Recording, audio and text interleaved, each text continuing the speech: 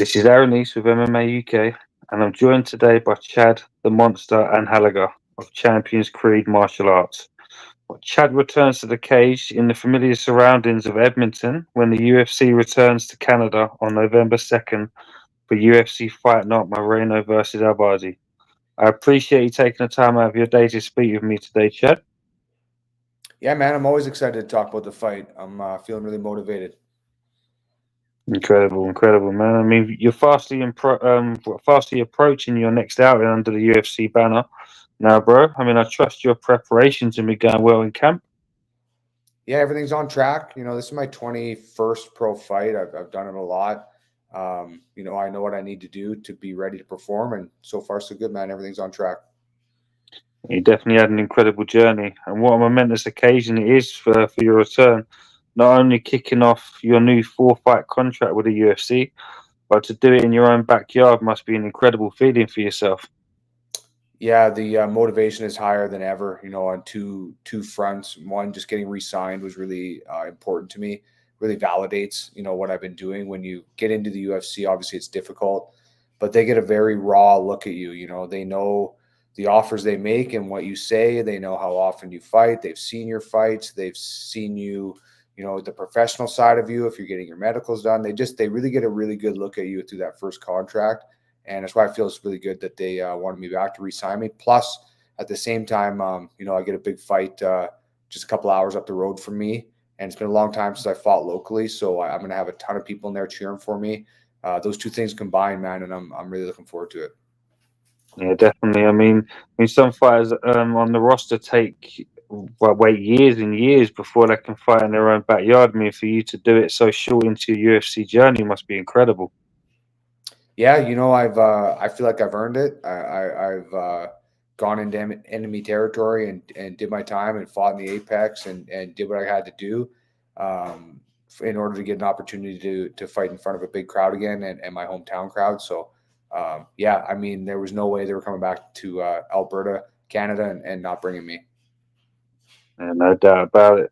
And from what everyone saw of your previous outing, you're definitely not one to be underestimated out there.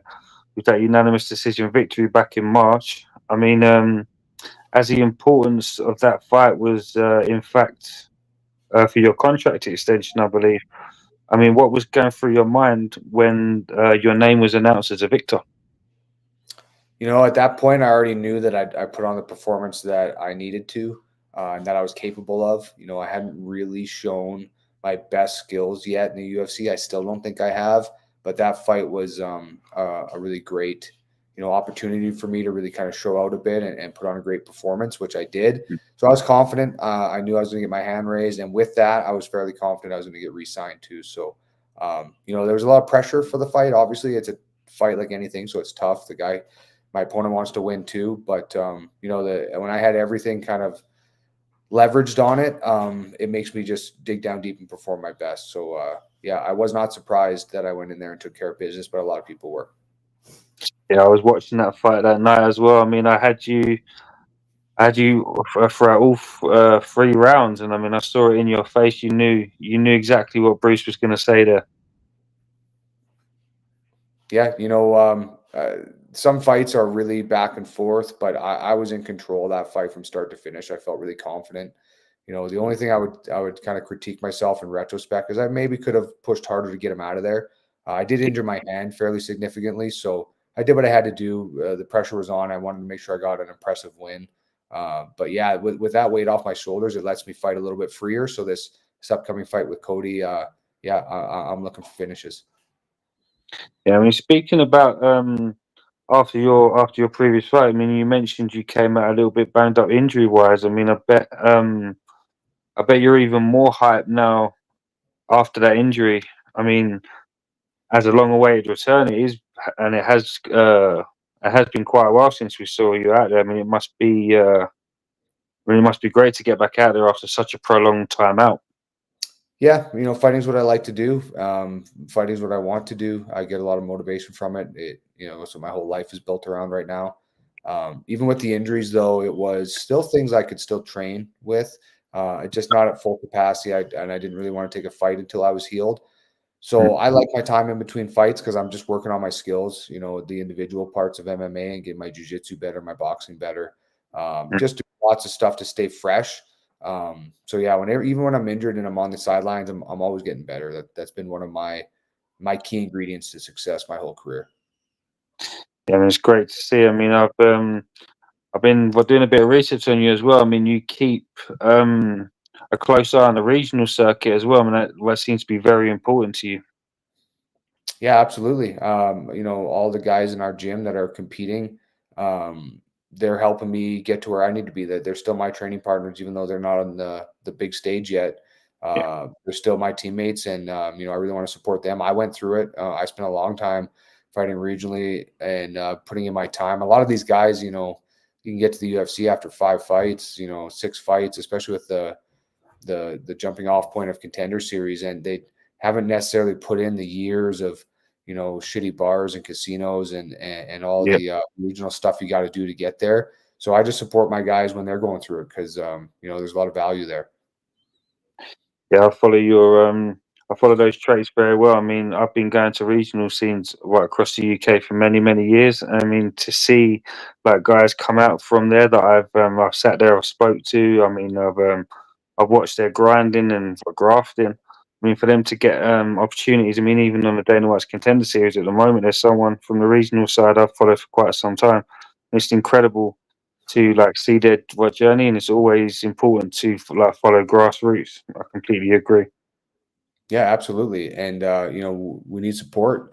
People don't even know what they're really watching at the time without some name value. But I mean, like we had an event last night where we had 10 of our guys fighting. I was there coaching. Yeah, And I mean, the skill level is just so high. These guys are as skilled as the cards I'm fighting on. They just haven't built their records yet, and they're still getting there. But I mean, the regional scene is really booming right now. There's a lot of talent out there, so it's exciting. and definitely any viewers always keep an eye out for your local shows. You never know who you might be getting the opportunity to witness. Definitely. I mean, it's been quite a ride for you since your inclusion in Dana White's Contender Series just over 3 years back. I mean, some highs and lows, but in no way, shape, or form have you ever been in a boring fight. I mean, you're right to me. You're the perfect definition of why I never miss a prelims, my friend. I mean, what one of these wars have stood out for you since joining the roster? You know, they've been a lot of great fights. That's always one of my main goals is the performance that I put on. The outcome is, you know, kind of secondary because we can't always control that. Things happen in fights all the time that are out of your control. But I really just plan on really putting the best performance I can out there. And then if I do that, likely I'll get the outcome I want to. So that's always my goal is to fight well.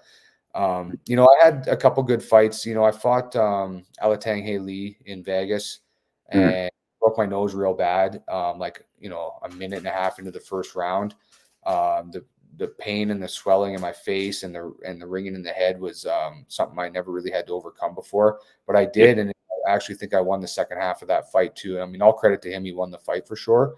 But I was starting to come back, and I actually left that fight with a lot of confidence, even though it was off a loss.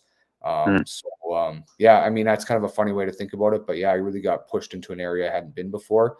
And like I likely find with myself, you know, I still came up big when I needed to. So That's a very admirable mindset to have, my friend. I mean, even in defeat, well, there's lessons to be learned, and for that to be your standout fight, it's incredible. yeah, that's what it takes. You're not going to have win them all for sure, and you just want to take what you can and keep building yourself up so that the fighter you put in there each time will beat the fighter that was in there last time. It's a simple goal, but it works. Yeah, I couldn't agree more.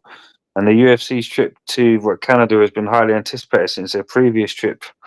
I mean, and it gives Canada some well-deserved spotlight on the card. I mean, well, before we jump into talking about your inclusion, I mean, no doubt there's many on the card that you're looking forward to witnessing out there.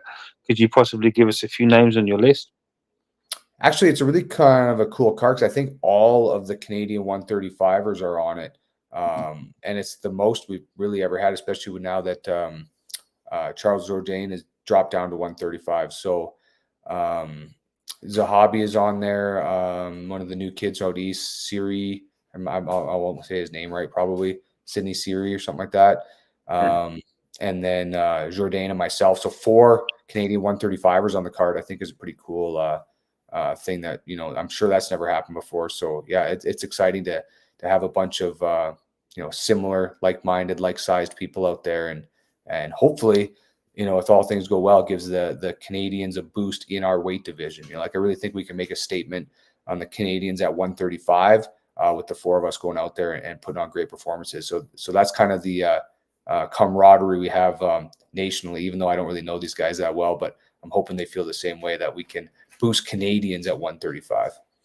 Yeah, I couldn't agree more. With the exceptional talent coming out of Canada at the moment, I'm sure we'll be seeing a Canadian champion in the UFC in the not too distant future. Yeah, Canada has a lot of great fighters. We don't have as many fights as some of the other places, so in order to fight, there's not as many people, and the people that are sticking to it are a little bit more dedicated. You don't see a lot of terrible records that are fighting in Canadian shows like you will if you go to different places, you know, Brazil or the US or something like that. People can have huge records because they have lots of fights to do, but we just don't have the same opportunity here. So the guys that are fighting and are making it to the higher levels, I feel like are fighting really tough competition to get there. So when Canadians make it, that's why we're typically doing well. And you're definitely catching the eye of what Dana Wax. He thoroughly enjoys his trips there, and he has been recently. I've been noticing. I mean, your inclusion sees you collide with yet another exciting bantamweight in Cody Gibson. I mean, you'll also be looking to impress. No, he'll also be looking to impress from his previous victory in Vegas. What do you make of Cody as you prepare to face off? I mean, I got a ton of respect for Cody. I actually really like his story. I mean, he was out of the UFC and back, came in as a young kid, and had his lumps, his ups and downs, and left and came back. And you know, he's one of the older guys like me that are still out there, you know, chasing his dream and fighting really well. I thought he's looked really good lately too. So the thing I respect him for sure as a fighter, and I don't even fight people if I don't respect them. It's not even going to be worth my time and energy to go meet them in there. But I know Mm. Cody's going to show up. I know he's going to be in shape. I know he's going to fight hard. He's a real aggressive fighter, just like myself. We want action, and you know, I'll make action happen against anybody. But I think it's going to be pretty easy versus Cody. Yeah, I mean, the respect factor of it is a trait that we don't really rarely get to see at the moment. So that's incredible to see as well. Yeah, the guy's done a lot, and you know, I don't look at the fighters and think, you know, where they came from, or you know, I don't create these stories about them. It's only what I know and what I've seen, and what I know and see of Cody is that he's a grinder, and he's been grinding his whole career, not just in the fights he's in. So I respect that, because I had to do the same thing. I had a rocky career too, with some ups and downs, but I kept pushing till I got what I wanted. He's doing the same thing. I actually think it's just the perfect time for us to meet each other, because we're going to push and get the best out of each other, and hopefully leave us some extra cash. Yeah, when I saw that fight announcement over Instagram, I mean, I had an incredible fight. As I said, I'm an avid watcher of the prelims as well as the main cards. I mean, incredible matchup for you two, definitely. I mean, in your previous outings, the decision, no, in your previous outing, the decision went your way, but you've stated many times that you'll be looking to take it out of the judge's hands. So, what can we come to expect from you once that cage door closes? I'm definitely going to put the pressure on Cody. I'm not going to be intimidated. I'm not going to be backed up and walked down like he's done in the past. If he gets close to me, I got something for him, and I'll get my respect in there in a hurry. And then from there, I got lots of options. I've been fighting for a long time too. I got a black belt in jiu-jitsu. I got heavy hands, and I feel like I can really find an opening in Cody. The more I press, the more the openings will show themselves to me. So I'm feeling confident. And for one, I'm definitely going to be looking forward to that, brother. I mean, it's been an absolute pleasure speaking with you today, Chad. I wish you all the best for your continued preparations, and I'll certainly be looking forward to witnessing you out there once again. Thanks for having me, man. Appreciate it.